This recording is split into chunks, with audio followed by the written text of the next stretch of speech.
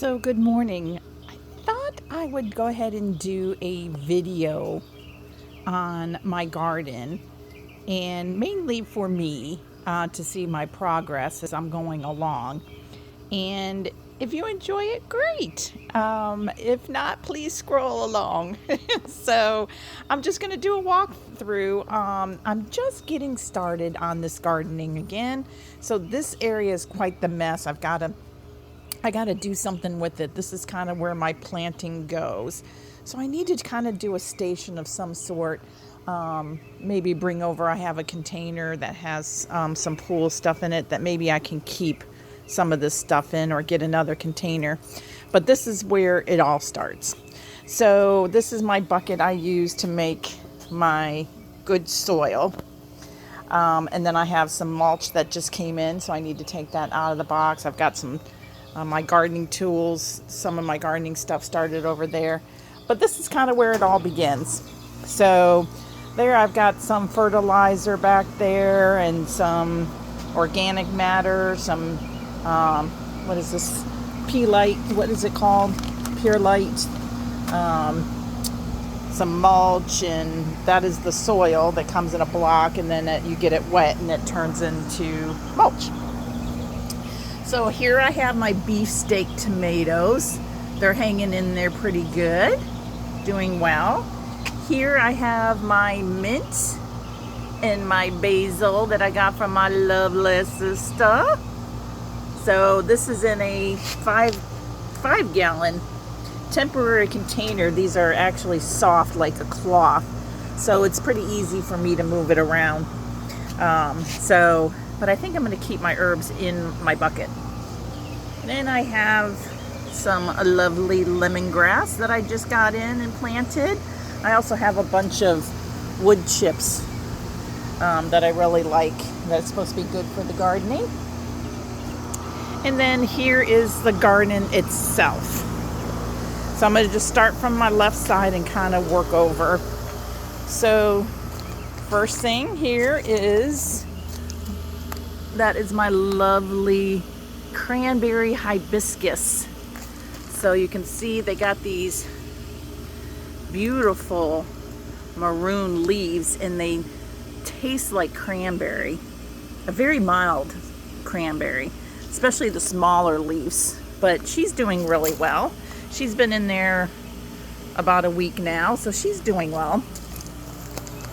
This is a spotted bee palm, which is supposed to help with my garden, hopefully bring in some helpful insects like bees and butterflies and such. So back here I've got my gardenia bush that I need to replant. It had to stay in the container for a week or two, and so we're right about at that mark. This one here is a red peacock. So it's kind of hanging in there. I haven't really noticed too much growth, but we do have some new growth in there, so that is good. Over here we have our Seminole pumpkins. Looks like 2 out of the 3 have survived, which is good. These 1, 2, 3, 4, 5, 6 are sweet potatoes. So they all seem to be doing well, which is great. There are some marigolds that I just planted a few days ago, so they're struggling. I think they're still maybe in shock. So look like they might need some water. So there's another marigold there that is supposed to help keep pests away. There's Stan the bee. I put in my garden in honor of my dad, Stan the honey man. So we got that from a good friend, Jennifer, at his service. So that was very special. So, all right, so there we have some kale, which is doing great. Just waiting for this all to grow and prosper.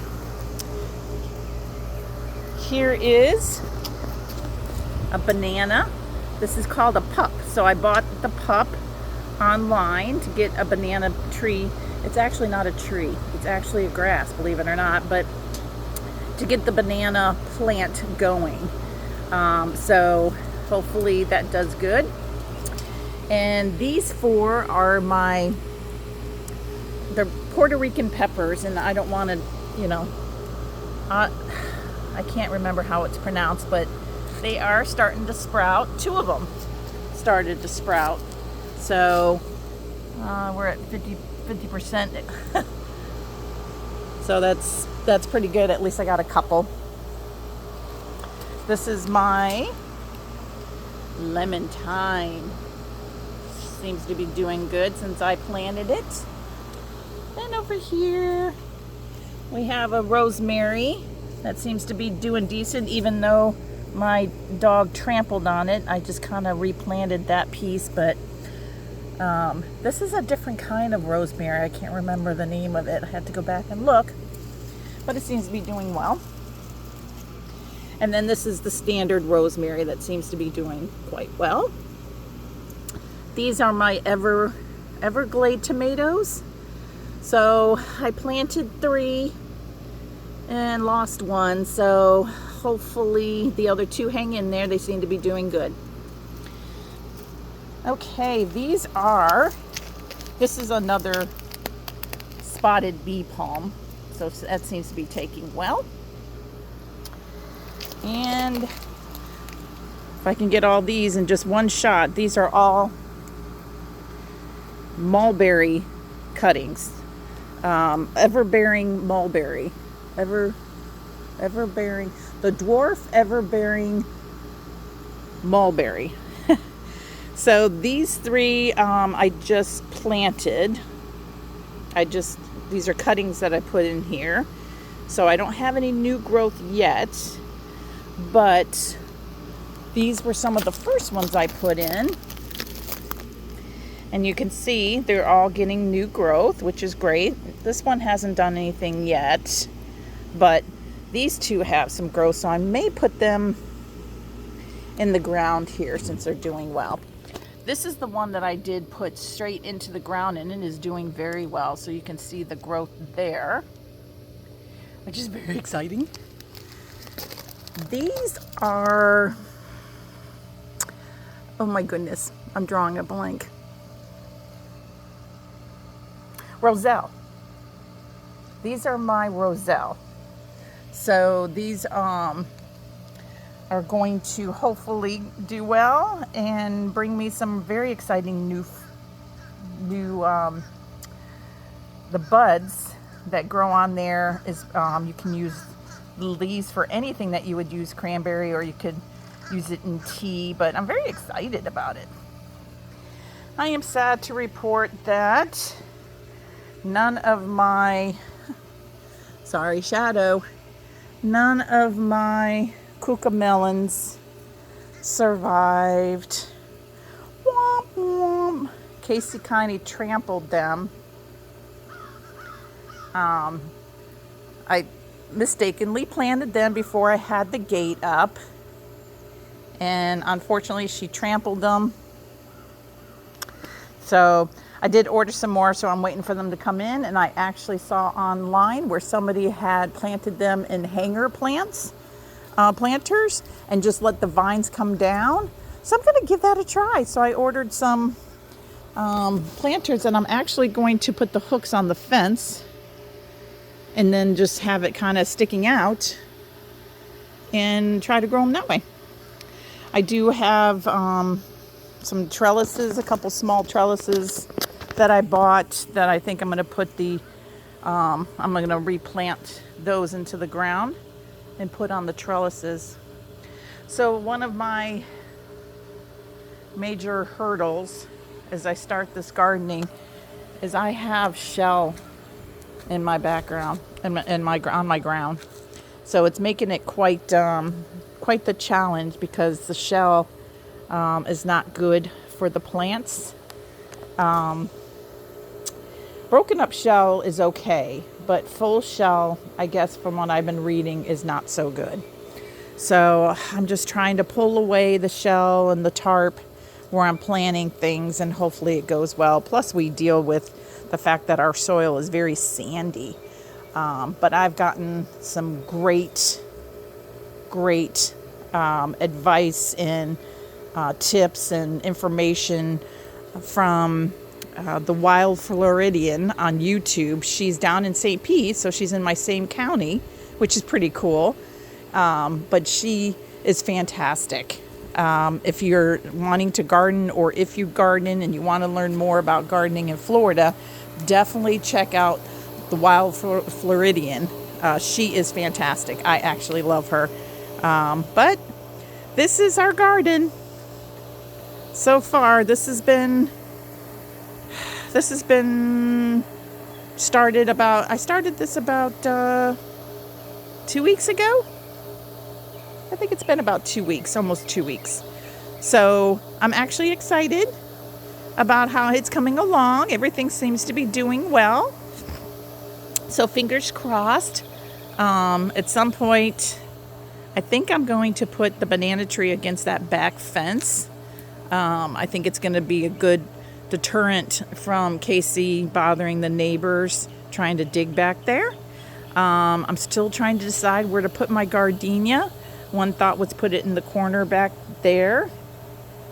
So I'm not quite sure, because that's another area that she seems to constantly go to and bark. I don't know if they have a dog back there, but if I put the banana plant back here against the fence, the banana plant, once you plant it and it does well and it prospers, it will create what they call these pups.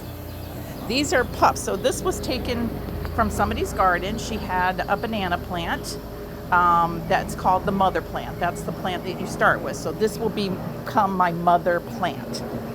And as it starts to grow, it will create pups around it, which will look like this as well.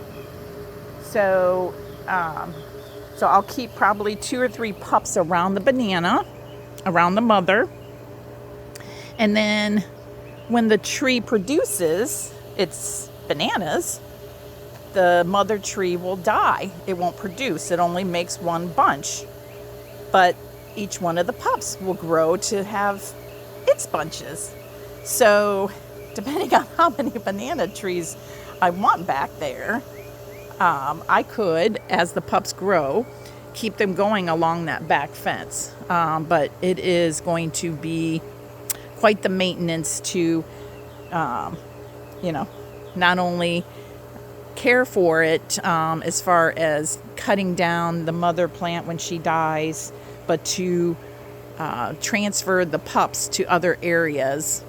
Because you don't want to keep too many pups around the mother plant, because she puts all her energy into her pups, and it takes longer for the bananas to grow and become fruit. So we're going to give that a go. So there's your lesson on banana plants that I've learned. But overall, I'm pretty happy with my garden, and I do apologize for all the posts and plants I've been putting on Facebook, but I created a album on Facebook to keep up with it, mainly so I don't forget the names of everything and where I planted everything, and just to see my progress. So thanks for coming along on this journey. So until next time, maybe we'll do another video in about a month, see where everybody is and how they look. Alrighty, thanks. Bye.